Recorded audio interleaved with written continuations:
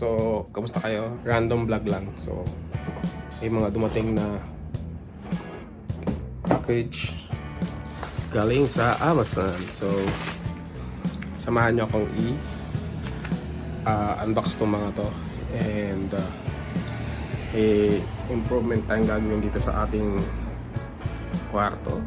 Yan. So, i-unbox ko itong mga to and gagawin ko na rin ng review. Kaya lang, paghihiwalay-hiwalayin ko ng video dahil magiging masyadong mahaba pagkasamahin ko dito sa iisang video. So, yun. Tara, samahan nyo ako. Let's go. So, lahin na natin itong malaking box. Ano? Hindi ko alam kung anong laman na ito eh. Pero parang napakalit lang ng laman. And then, ang laki ng box.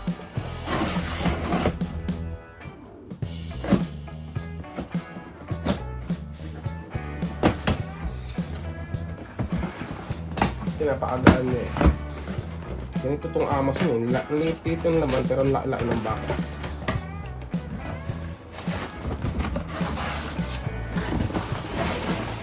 So, ito yung laman niya. So, RGB na handheld. Is ito, naka-plastic.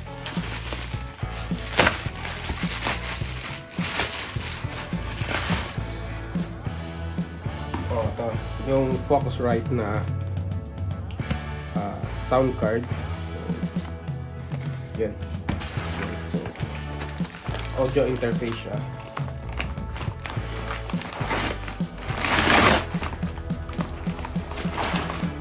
And ito is itong microphone.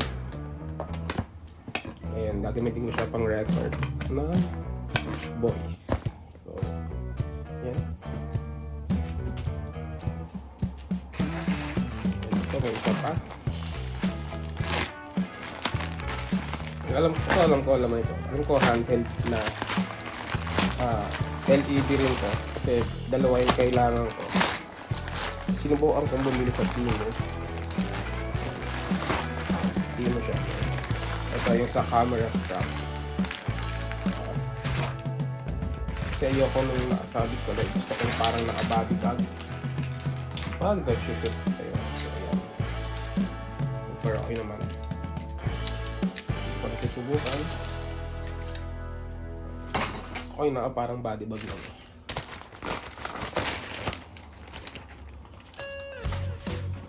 So, ayan.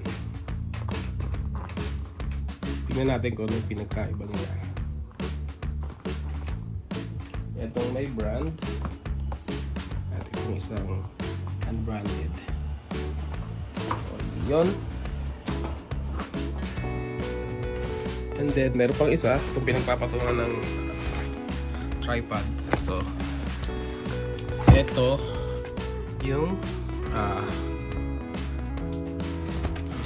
patungan ng mga gitara. So, guitar rack. Kasi nakakalat yung mga gitara natin. So, parang naka-eye sila. And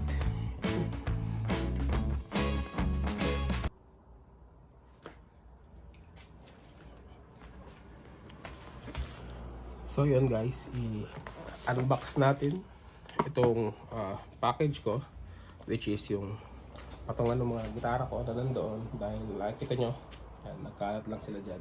Nakapatong lang sila sa sahig. Kaya bumili ako ng guitar rack para sa kanila. So, makita nyo na rin itong ganitong model. Kung nag-iisip mo kayong bumili, ilalagay ko yung link doon sa description. So, yun. Tara. So, yan guys. I-unbox na natin siya.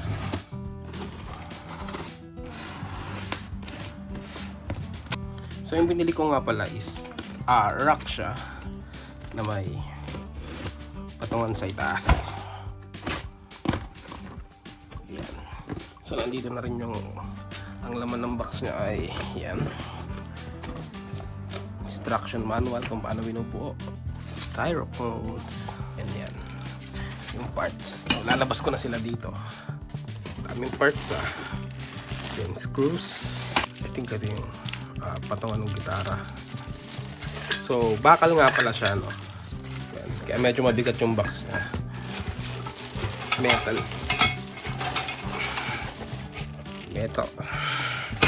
Yan. So mapapansin nyo may numbers and letters yung parts para mas madali siyang buuin.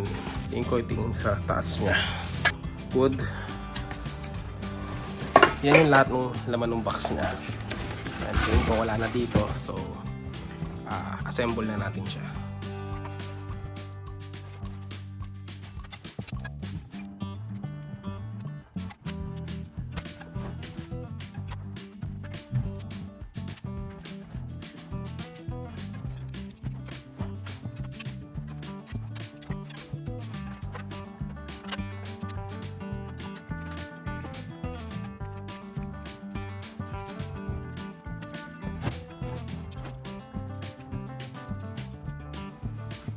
At yun, natapos ko na nga siyang buuin. At ito yung itsura niya.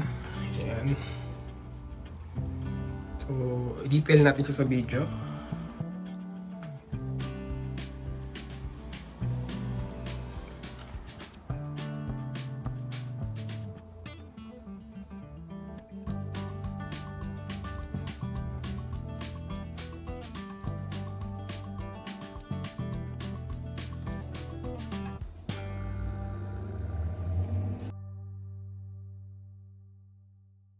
So, para sa review. So, para sa akin okay naman siya.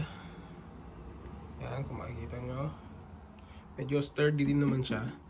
Ang hindi ko lang nagustuhan dito is yung nung kinabit ko tong top part na to.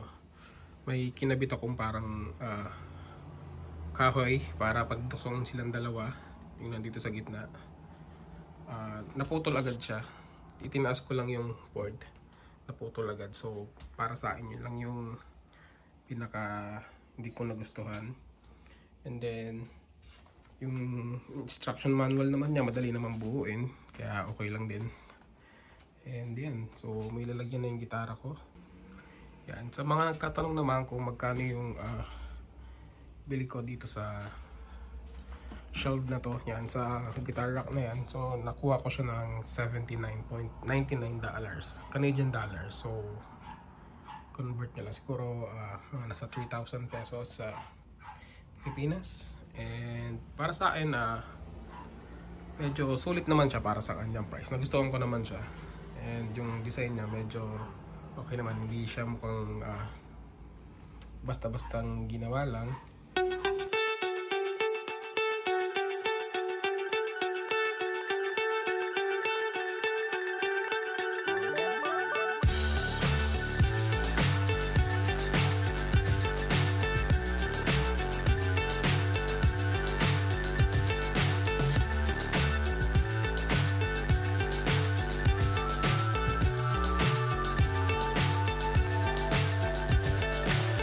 So high, I'm hypnotized.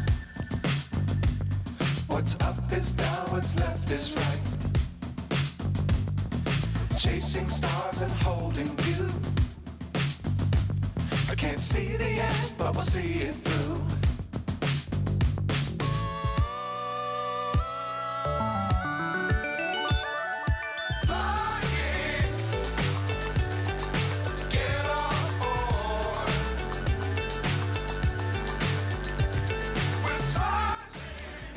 So, ayun. Maraming salamat sa pagsampak ng i-unbox at set up yung mga pinagbibili natin sa Amazon. So, yan. Kung makikita nyo, yung guitar rack, kung ano-ano pang mga pinagbibili natin dyan. May separate video ko para sa mga yan. Kaya abangan nyo lang dito sa aking channel. Ni-review ko yung mga pinagbibili ko. Kaya yan lang. Maraming salamat. Hanggang sa susunod. Bye!